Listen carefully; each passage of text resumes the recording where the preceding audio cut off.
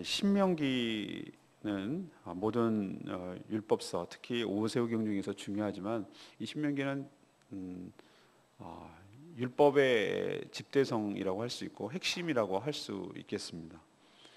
신명기는 가나안 땅에 이제 들어가기 직전에 모압 평지라는, 그러니까 요단강 오른편 동쪽에 있는 이 모압 평지라는 곳에서 출애굽 1세대들이 다 죽고, 그래서 호렙산에서 하나님의 언약을 듣지 못했던 출애굽 2세대들, 그러니까 광야에서 태어난 젊은 세대가 다시 이제 기성세가 됐는데, 이 세대들에게 한 설교 내용이, 모세의 설교 내용이 신명기서입니다.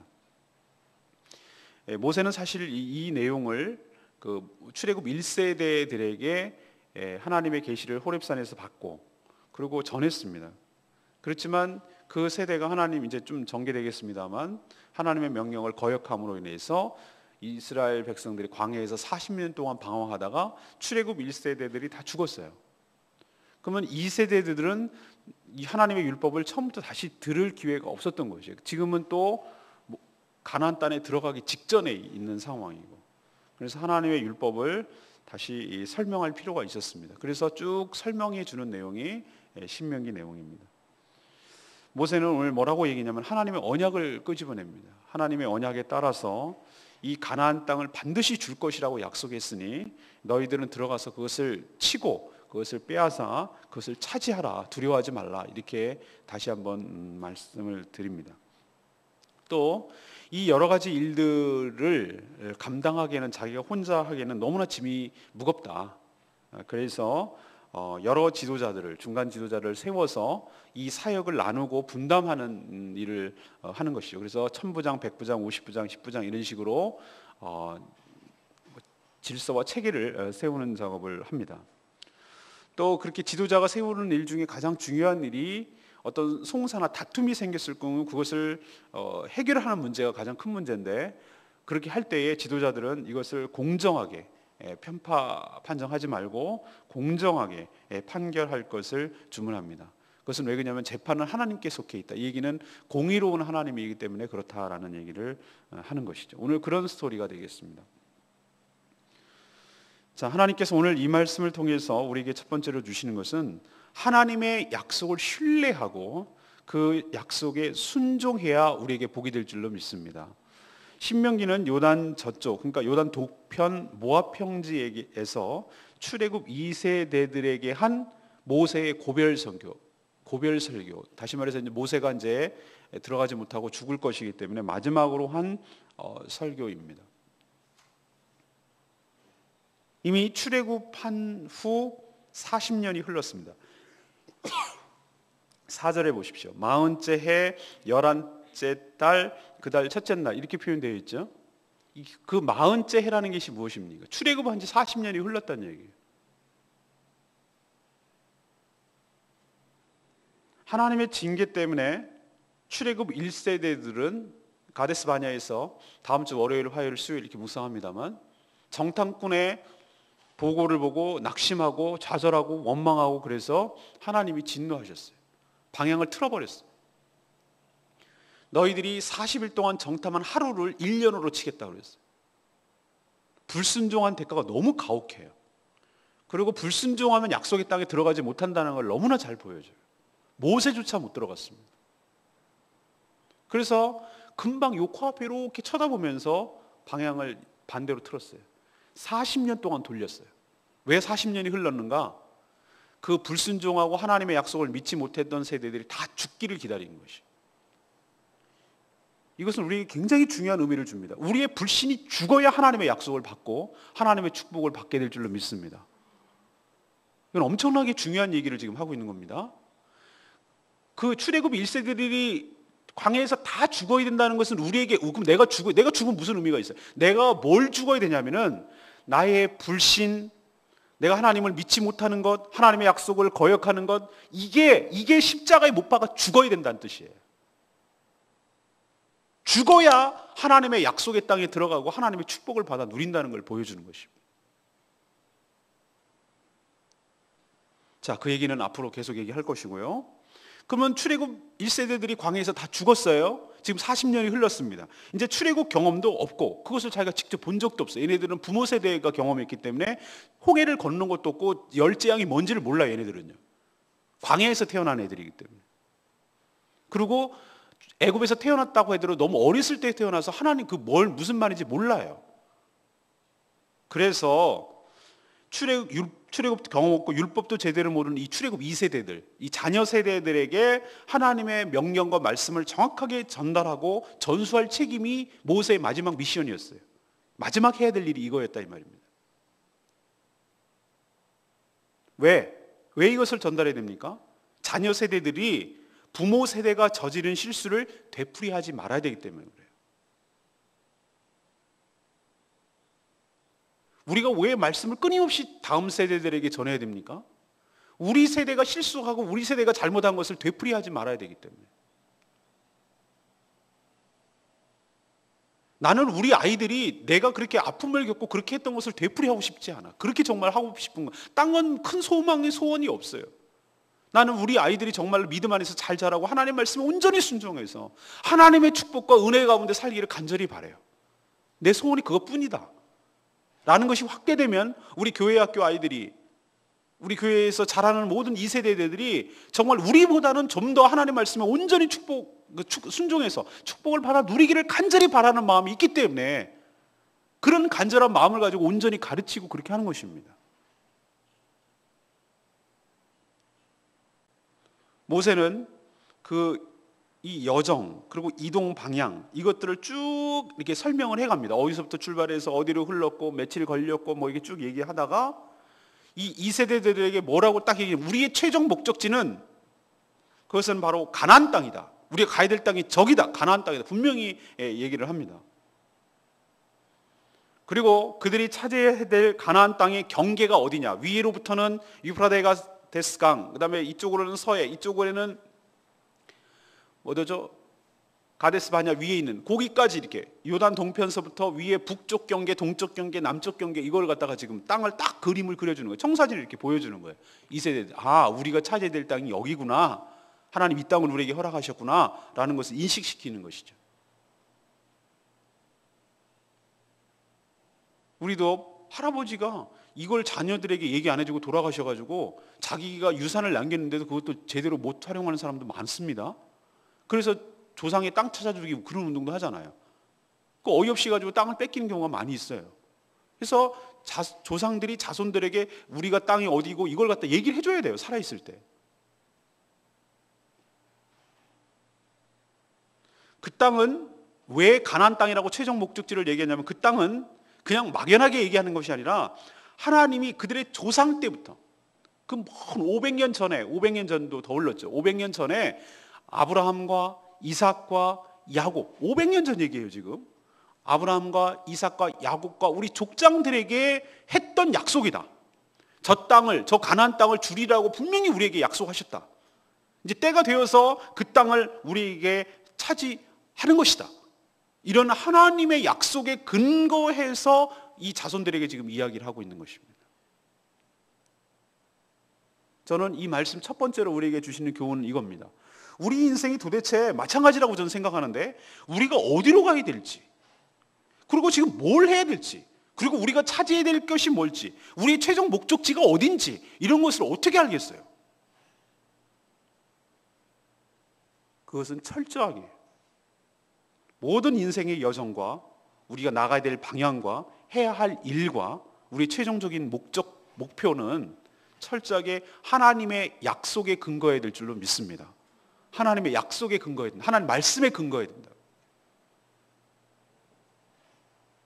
우리 인생이 왜 우왕좌왕하고 안 믿는 사람들이 왜 인생을 이렇게 허비하고 왜 이렇게 아까운 짧은 한 번밖에 없는 인생을 갖다 소모하는 줄 아십니까? 내가 어디로 가야 되는지 모르기 때문에 그래요.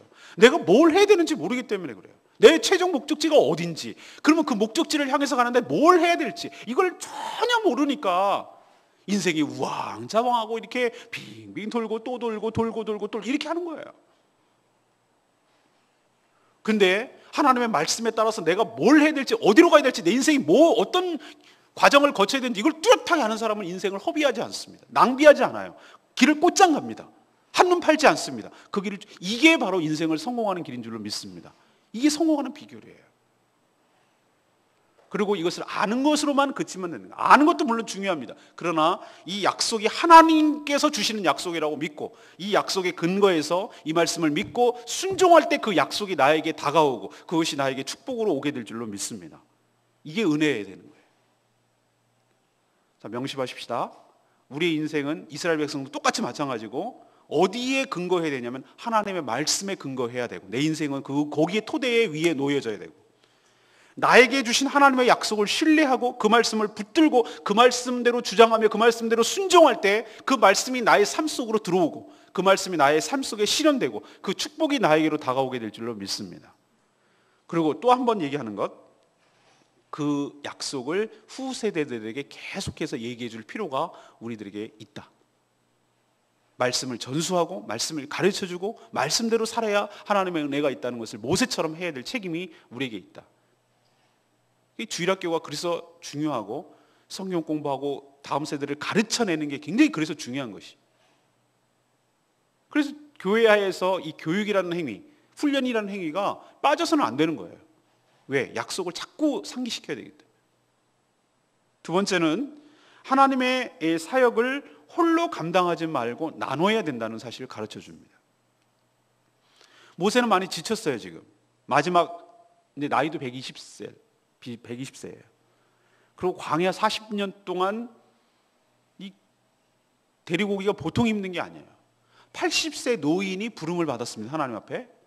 불꽃, 떨기나무 불꽃으로 해가지고 거룩한 땅에 신을 벗으라. 그때 하나님의 부르심을 알고, 간다 안 간다 해라 말아. 그리고 하나님을 혼나가지고 이제 결국 갔잖아요. 그래서 출애굽을 인도했습니다. 그래서 40년 동안 이들을 출애굽하면서 여기까지 왔어요. 이게 쉬워 보입니까? 여러분, 출애굽기를 쭉 묵상해서 우리는 알지만 무슨 일만 생기면 이 이스라엘 백성들이 하나님께 감히 대들지 못하고 만만한 지도자인 모세에게, 사람이니까 원망하고 대들고 불평하고, 그게 출애굽 역사였잖아요. 광야의 역사가 그거였잖아요. 자기 뜻대로 되지 않으면 돌을 들어서 쳐 죽이려고까지 여러 번 했었습니다. 하지만 아직도 이게 끝난 게 아니에요. 어쩌면 이게 시작일지도 몰라요. 어쩌면 이들이 가나안 땅을 차지하고 들어가는 게 시작이잖아요. 이제 거기까지 왔지만, 이것도 쉽지 않았지만. 그래서 그는 결단하고 이 사역을 나눠서 위임합니다. 장인 이드로의 제안도 있었어요. 장인 이드로가 광야에서 왔을 때, 너 이렇게 하면 지쳐서 못한다. 네가 어떻게 이 모든 일을 다 감당할래? 북치고 장구치고 하는 거 안 된다. 번아웃 된다. 그래서 탈진해가지고 궁극적인 것을 끌고 갈 리더십을 발휘 못한다. 나눠라. 그래서 모세가 중간 지도자들을 뽑고 세우기 시작합니다. 그 조건은 일단 지혜가 있어야 돼요. 그리고 인정받는 자들을 취하라고 오늘 말씀해 보니까 나와 있습니다. 그래서 이들이 중간 지도자 역할을 하게 함으로써 모든 백성들이 아주 사소한 문제까지 모세에게 갖고 와서 어떤 것을 해결해 달라고 하는 이런 부담을 줄여서, 모세는 좀 더 크고 중요하고 이런 것들을 결정하고 나가는 데에 관여를 하고, 일상의 소소한 여러 가지 실무적인 여러 가지 일들은 모든 천부장, 백부장, 십부장, 오십부장 이런 중간에 있는 체계들이, 이 계급과 질서들이 그걸 감당할 수 있도록 그렇게 조치를 취한 것이죠. 전 이것이 바로 하나님의 지혜라고 저는 생각합니다. 이때 상황과 지금 상황이 어떻게 같습니까? 아니요. 원리는 같습니다. 그럼 우리도 천부장, 백부장 이걸 세워야 됩니까? 아니요. 그런 뜻이 아닙니다. 교회도 마찬가지입니다. 목회자 중요합니다. 왜? 말씀을 맡고 있기 때문에. 하나님께서는 항상 말씀을 통해서 인도해 가시기 때문에. 근데 말씀을 제대로 소화 못하고 그것을 제대로 전달하지 못하면 교회 전체가 죽을 수 있기 때문에 말씀을 맡는 목회자가 중요합니다. 그러나 목사 홀로 모든 일을 다 감당하는 교회는 건강한 교회가 아닙니다. 우선 목회자가 가장 먼저 신경 써야 될 일은 뭐냐면은 일꾼을 훈련하고, 그리고 일꾼을 적재적소에 택하고 배치하고, 이 일을 해야 됩니다. 이 일이 교회를 세우는 일입니다. 사실 알고 보면은. 그리고 그렇게 됐으면 이제 과감하게 사역을 내려놓고 그것을 위임해야 됩니다. 위임. 불안해서 뭐 어떻게 맡겨 이렇게 하면 안 되고, 일단 충분히 믿을만 할 정도로 훈련을 시켜야 되는 거예요. 검증 과정을 거쳐야 되는 것이. 말씀으로 훈련을 하고, 기도와 말씀으로 훈련을 하고, 또 여러 가지 인격적인 면이나 실무적인 스킬이나 여러 가지 면이나, 그다음 어떤 판단 기준이나 이런 것들, 시각이나 시야나 이런 것들을 훈련을 해야 돼요. 훈련을 시켜야 돼요. 그리고 나서 그분의 은사에 따라서, 하나님이 주신 은사에 따라서 그것을 어떻게 하냐면 나눠야 돼요. 이렇게 나눠야 돼요. 여러 가지 일들을 분산을 시켜야 돼요. 그리고 그것을 과감하게 떼어 맡겨야 돼요. 믿고 맡겨야 하고 관여하지 말아야 돼요. 처음에는 못 믿었고 실수도 하고 때로는 여러 가지 어려움이 있지만 그 책임을 감당하고, 또 부족하면 메꿔주고 더 할 수 있도록 격려해주고, 그렇게 해서 교회가 함께 나누어서 교회가 굴러갈 수 있도록, 그렇게 해서 할 때 이 교회가 건강한 교회인 줄로 믿습니다. 그래야 지도자가 피곤치 않고 지도가 큰 거를 봐요. 큰 거를 놓치면은 이건 다 망가지는 거거든요. 우리 교회가 올해 해야 될 일이 뭔가, 올해 해야 될 일 중에서 이번 달에 해야 될 일이 뭔가, 그 이번 달 중에서 이번 주에 해야 될 일이 뭔가, 그 흐름이 지금 어떻게 가고 있는가, 그만큼 따라오고 있는가, 영적 흐름이 어떤가, 성령께서 우리에게 뭐라고 얘기하시는가, 지금 그것이 무엇이 중요하다고 우리에게 먼저 얘기하시는가, 이런 것에 대해서 흐름을 감지를 할 수 있는 것이 더 중요해요. 왜? 목회는 사람이 하는 것이 아니라 하나님께서 하는 것이기 때문에. 이거를 감지하는 걸 놓치려고 하지 말고 그 감과 촉을 살려내는 일을 굉장히 신경을 써야 돼요. 고양이들과 생쥐들은 시간 날 때마다 이 수염을 열심히 이렇게 고양이 세수를 합니다. 이렇게 하고. 곤충들도 열심히 이거 쟤는 맨날 왜 저러나, 세수하는 줄 알았더니 그게 아니라 이 촉이 살아 있어야, 이 감각 기관이 살아 있어야 자기가 생존이 직결되기 때문에 이 촉을, 감각을 살리는 것을 점검하는 거예요. 저 목회자가 가장 중요한 일이 그거라고 생각합니다. 제일 둔하면 끝이에요. 영적으로 둔감해지고 성령께서 무엇을 얘기를 하고 있는지 그것을 놓치면 끝장이에요. 그럼 문제가 반드시 일어나요. 그러니까 그거에 온통 신경을 쓰려면은 주변적인 것을 과감하게 맡기고 놔야 돼. 못 믿어도 해야 돼. 그렇게 해야 돼요. 그래서 제가 여기 교회 와가지고 처음부터 끝까지 다 처음엔 해야 되죠. 그러나 점점 어떻게 하냐면 훈련하는 데 집중을 하는 것입니다. 말씀으로 훈련하고, 무슨 뭐 생명의 삶과 새로운 삶과 중보기도의 삶과 이런 것이 자체가 그게 전부의 훈련이냐, 그건 아니에요. 그건 하나의 코스웍이고 과정이고, 그거는 도구고 툴이고, 그 과정을 통해서 어쨌든 간에 그 코스웍 과정을 통해서 성도들이 훈련이 되고 도전이 되고 자극이 되고, 그래서 그것을 왜 해야 되는지, 어떤 마음을 가지고 교회를 세워가야 되는지에 대한 비전을 공유하고 함께 함으로 인해서 준비되고 구비된 성도들이 세워질 때, 그리고 직분을 주고 또 그 직분에 걸맞도록 은사를 발견하게 하고, 그 은사에 걸맞도록 그 사역을 위임하고 나누고, 그것을 이렇게 할 때 우리 교회도 건강하게 성장하고 커가게 될 줄로 믿습니다. 이게 제 생각이 아니라 성경적 원리에 따라서 그렇게 하는 것이에요. 내년에 준비 중에 있습니다. 이번에 생명의 삶이 끝나면 VIP 초청 주일에 집중할 것이고, 또 연말 준비를 들어갈 겁니다. 그 사이에 한 번 더 생명의 삶을 해야 될지 모르겠어요. 뒤늦게 오시는 분들 위해서. 그것이 다 마무리 되면 내년 초에 새로운 삶을 생각하고 있습니다. 그동안 새로운 삶을 안 했던 분들을 다 모아서, 그것이 끝나면, 그것이 3월쯤 될 것인데, 다 끝나는 시간이 3월쯤 되면 그때 2015년도 새로운 집사님들을, 서리 집사님들을 임명할 예정입니다. 그때 비로소 사역을 위임하고 분산하고 분담시킬 예정입니다. 그래서 함께 이 교회를 함께 책임을 지고 함께 이 모든 일을 해갈 수 있도록 그렇게 생각하고 있습니다. 단기적으로는 생각. 또 3년 뒤에는 또 무슨 생각을 하지만 그건 너무 앞서가는 거기 때문에 일단은 내년 초반까지는 그렇게 생각을 합니다.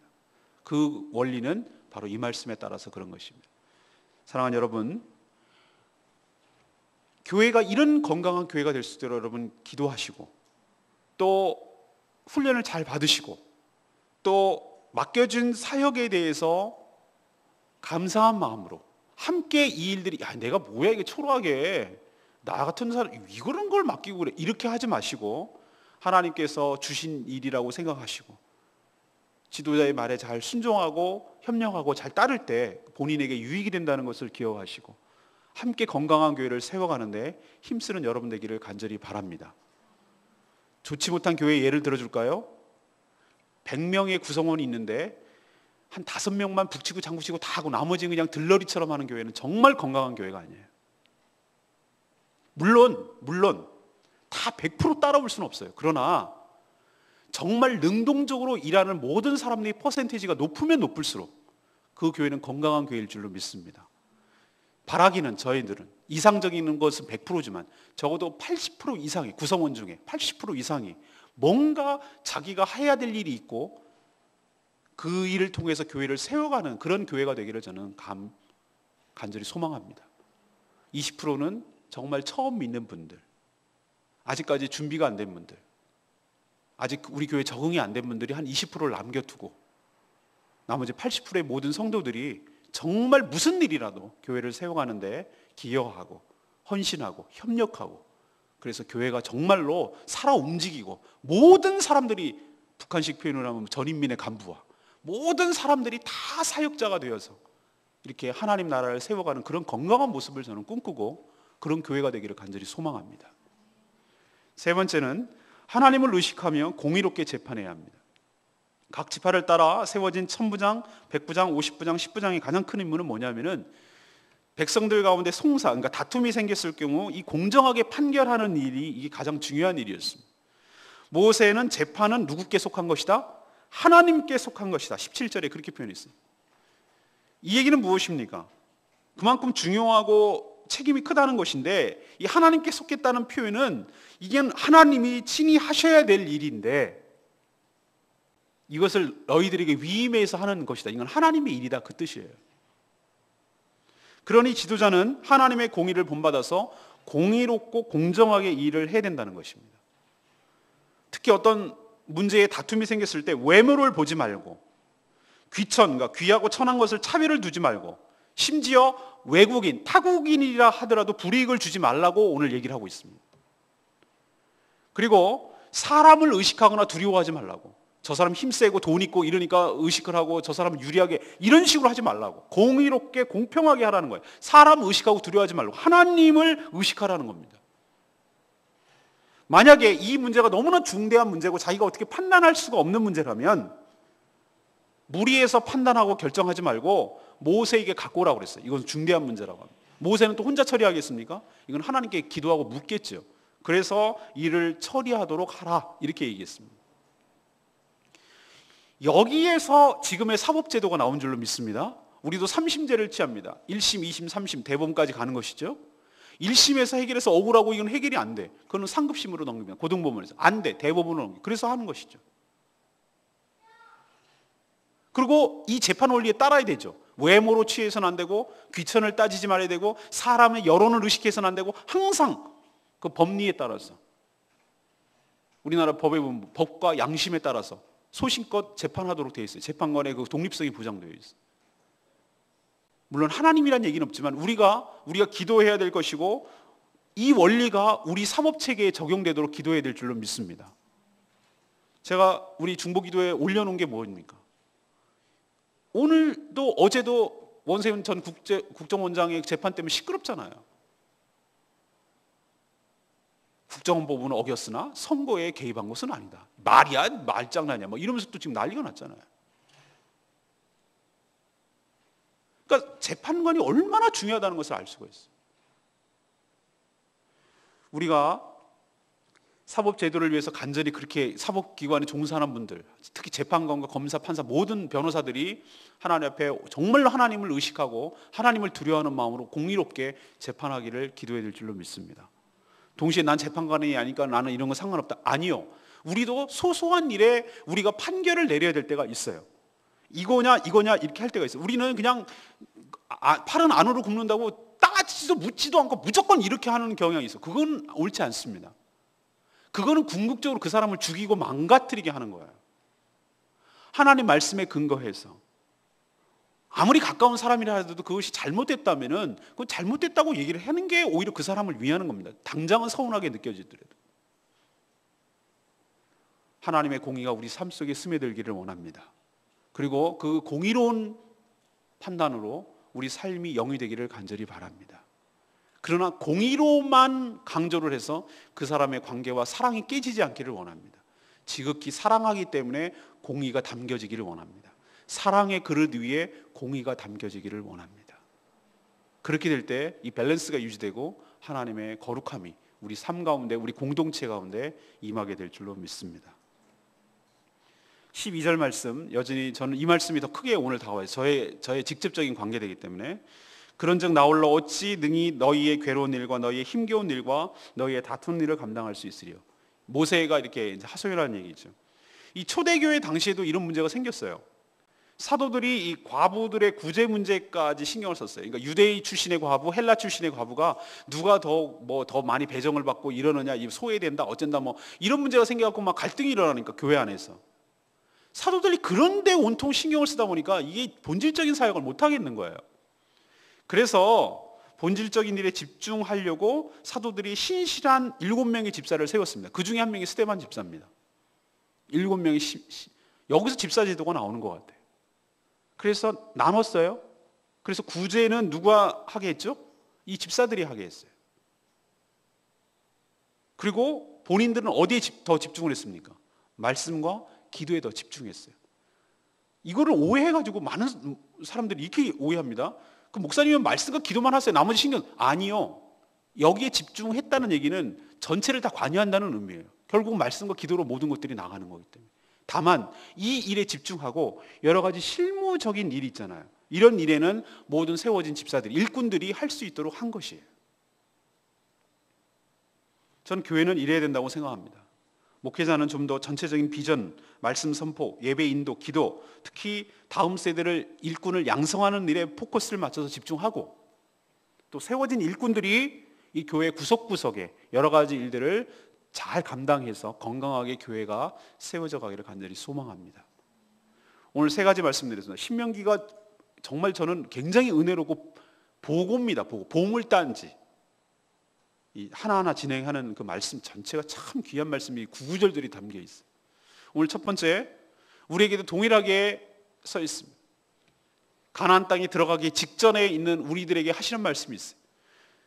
우리 교회가 도약을 하고 부흥하고 이 제주도 복음화를 위해서 크게 쓰여질 준비 단계, 성전의 기초가 토대가 놓아지고 이제는 가나안 땅을 치고 들어가서 그 땅을 차지해야 될 중요한 시점에 하나님께서 이제 더 이상의 인생의 방황을 끝내고 하나님의 말씀이 선포되고 우리가 나가야 될 방향이 저기고, 저 제주도를 복음화시키는데 너희들을 사용할 테니 너희들이 힘있게 나가서 쳐서 저들을 차지하라 라고 말할 때, 그 전에 하나님의 약속이 무엇이고 하나님께서 우리에게 주신 축복이 무엇인 것을 분명히 알고 인식하고 그것을 순종할 때 우리에게도 동일한 축복을 주실 줄로 믿습니다.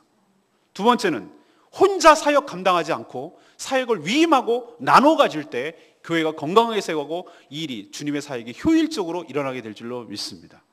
세 번째, 하나님을 의식하십시오. 사람을 의식하지 말고 하나님의 공의가 여러분을 통해서 흘러가도록 은혜를 달라고 기도하시고 실제로 그렇게 살아가는 여러분 되기를 간절히 소망합니다. 다음 주에 계속되겠습니다. 34장 부르고 기도하겠습니다.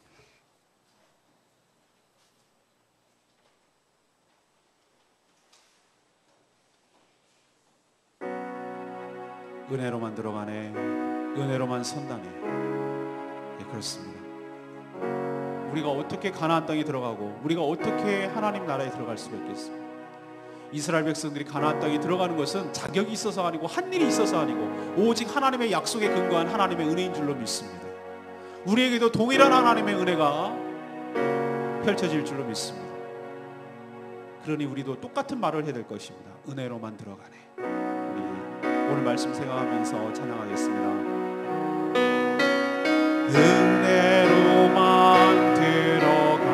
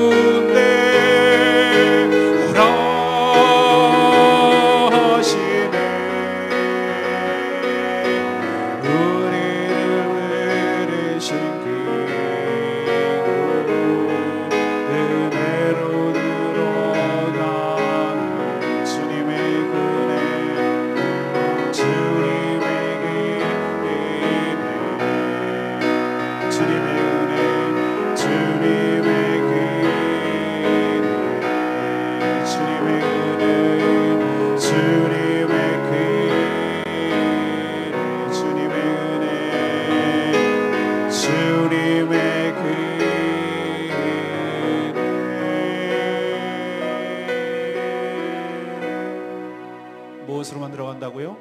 하나님의 은혜로만 들어가는 줄로 믿습니다. 범죄한 우리가 어떻게 들어가겠습니까?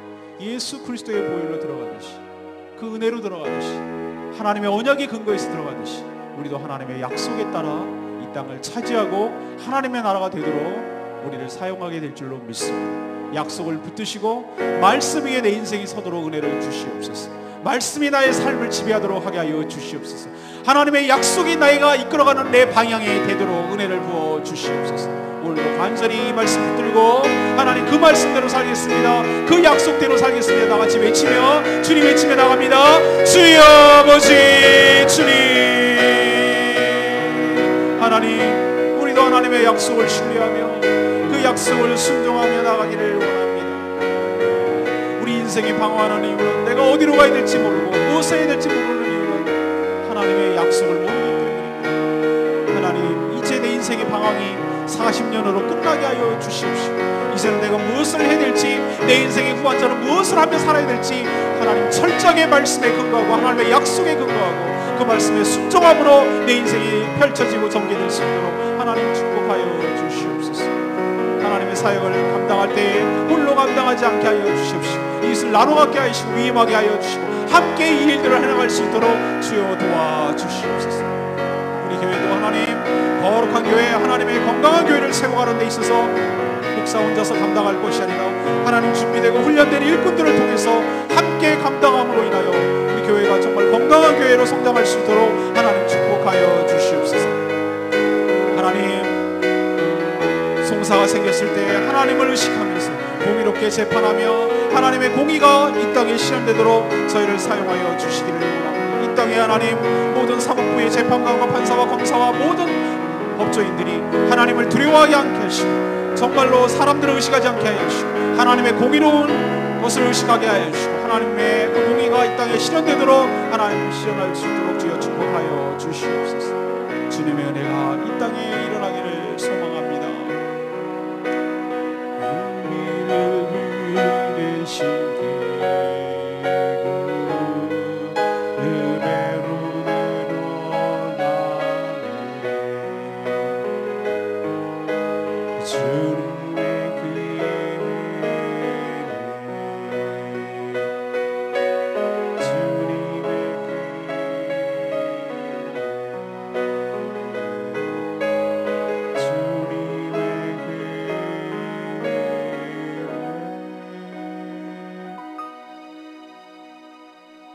하나님, 저희도 하나님의 약속과 말씀을 우리 마음속에 잊지 않도록 계속해서 반복적으로 주의 말씀을 듣게 하여 주시옵소서.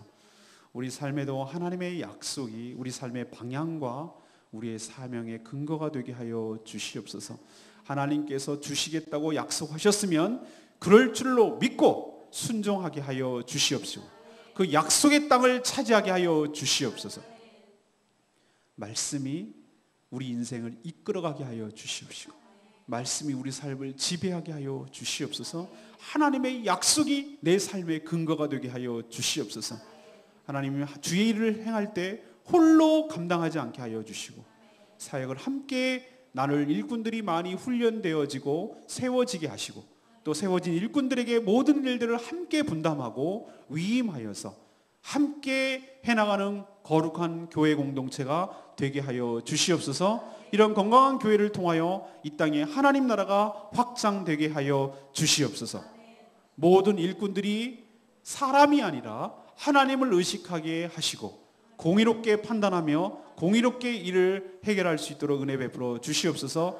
우리나라와 이 땅의 사법체계 그리고 사법부에 종사하는 모든 자들이 하나님을 두려워하게 하여 주시고 하나님의 공의를 실현하는 도구가 되게 하여 주시옵시고 저희 또한 하나님의 공의로운 일들을 수행하고 실현되는데 도구로 사용하여 주시옵소서. 오늘 포메이드월드 은혜 가운데 진행되기를 원하옵고 거룩한 주일 온전하게 준비되게 하여 주시옵소서.